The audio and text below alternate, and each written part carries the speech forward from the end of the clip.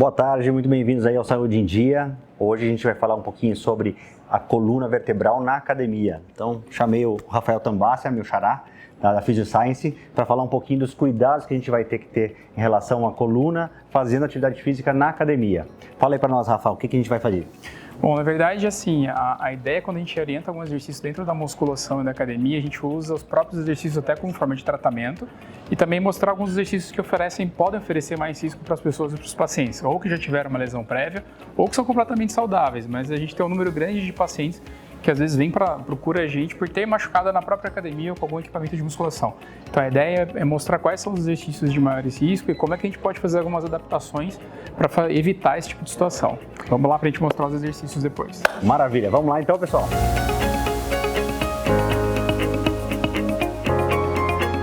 Bom, pessoal, o primeiro exercício que eu quero mostrar para vocês é o stiff. O stiff é um dos exercícios que tem maior número de episódios de pacientes que relatam dor, desconforto e até episódios de tratamento. Tá? O exercício de forma completa, geralmente como ele é realizado, pode fazer, mas o paciente ele fica com a coluna neutra, os joelhos bem estendidos e aí faz a angulação completa. Dessa forma, tem um pouquinho mais de risco esse tipo de execução, ainda mais se está com uma carga elevada e o paciente às vezes ainda, ou o aluno no caso, ele não tem ainda muita aptidão para esse exercício, não progrediu ainda a carga de forma adequada. Então, se a gente quer minimizar um pouco desse risco, qual que é o ideal a gente fazer? Limitar essa amplitude, passar a barra somente até os joelhos ou passando um pouquinho o joelho e fazer um pouquinho de flexão dos joelhos.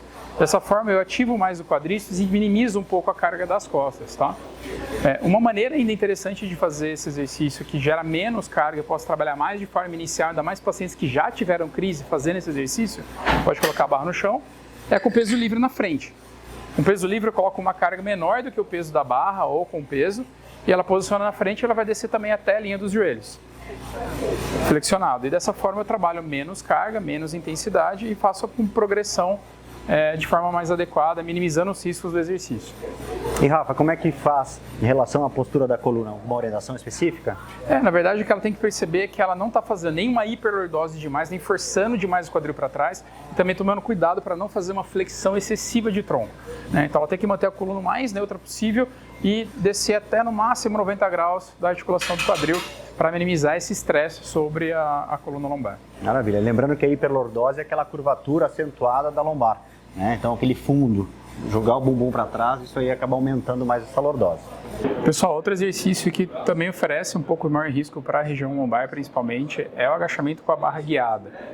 Um dos problemas desse exercício é que aqui o eixo, o peso, na verdade, ele fica 100% vertical em relação à coluna. Ele não segue o eixo mais anatômico. Esse é um exercício que é muito usado, principalmente quando a gente quer dar ênfase em quadríceps e em coxa, tá? Tirando um pouquinho aí da carga do glúteo. Então, vamos mostrar aqui como é que executa, como geralmente se faz. Então, se vocês observarem, o eixo ele desce reto. Então, principalmente nesse ângulo mais baixo, a pressão na articulação sacroiliaca e na região lombosacra, ela é muito maior. Tá? Qualquer maneira que a gente pode minimizar isso é fazendo com a barra livre, que eu vou mostrar para vocês. Uma variação mais segura desse exercício é a gente utilizar a barra livre. Tá? Com a barra livre, o movimento ele fica mais próximo do eixo anatômico, né? Então vocês podem observar que ela vai aumentar um pouquinho a lordose, essa curvatura da lombar. Aqui o exercício ele não fica dominante nas costas e no quadríceps, mas usa-se mais o glúteo, usa-se mais o posterior de coxa. Então distribui melhor as cargas, tirando um pouco a pressão do eixo. Uma das formas da gente deixar ele mais seguro, obviamente, é diminuir a amplitude, trabalhar nas amplitudes iniciais, ao invés de evitar um agachamento mais profundo. E a outra forma mais segura é usar a carga livre, o peso livre, que é com o halter.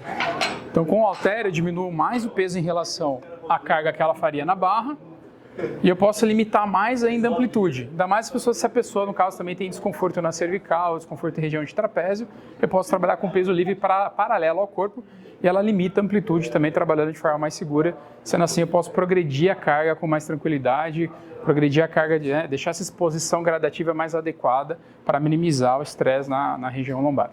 Ô Rafa, o leg press é um dos exercícios que a gente vê muito no consultório, né? Os pacientes reclamando que tem crises de dor nas costas ou que agravam uma dor nas costas durante a execução.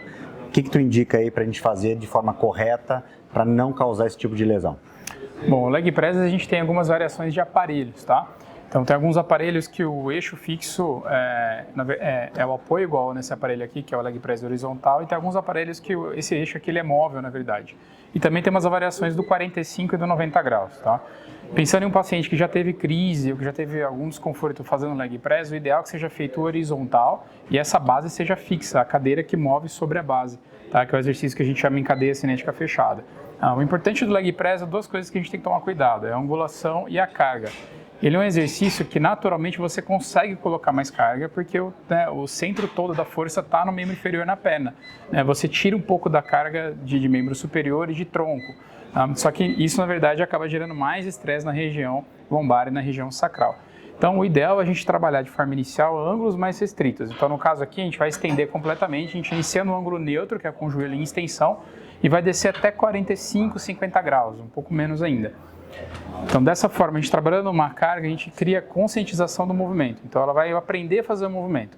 Outra coisa importante no leg press é a gente ter um alinhamento dos dois eixos. Então, sempre pensar no ombro alinhado com a região central da patela, com o hálux, tá? Com o dedão.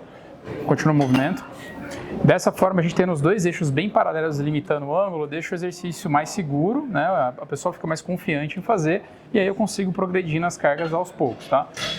No caso, tanto 45 quanto 90 graus, que é com a perna para cima, a gente pede para evitar, assim, né? Ainda mais se não for da especificidade, se não for nenhum atleta que a gente esteja lidando, assim como uma pessoa que procura saúde e bem-estar. Então não faz sentido utilizar um exercício de tanto risco, que é o de 45, 90 graus, com muita carga, né? Então o leg press, né, ele já vai trabalhar o que a gente precisa para manter uma boa saúde. Pessoal, excelentes dicas aí do Rafa. Rafa, só fala pra gente só mais uma coisinha.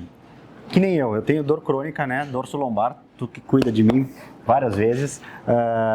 O que tu indica para evitar esse tipo de lesão, além desses exercícios aí, no dia a dia, para quem quer iniciar uma prática esportiva, ou que quer melhorar a sua performance, ou até quem já pratica, já está bem ativo, está bem condicionado e mesmo assim apresenta algum desconforto nas costas. O que a gente pode fazer para melhorar isso?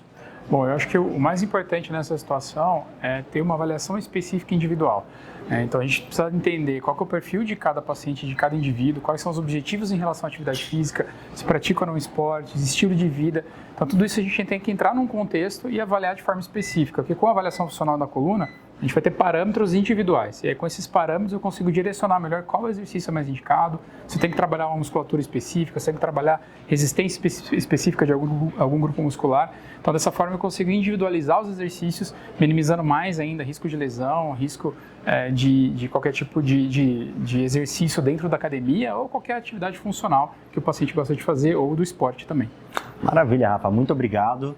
Pessoal, mandem suas dúvidas pra gente, nosso WhatsApp aqui, sigam a gente nas redes sociais. Rafael Tambassia, obrigado, tá? Cinetics Physio e até o próximo programa. Um abraço.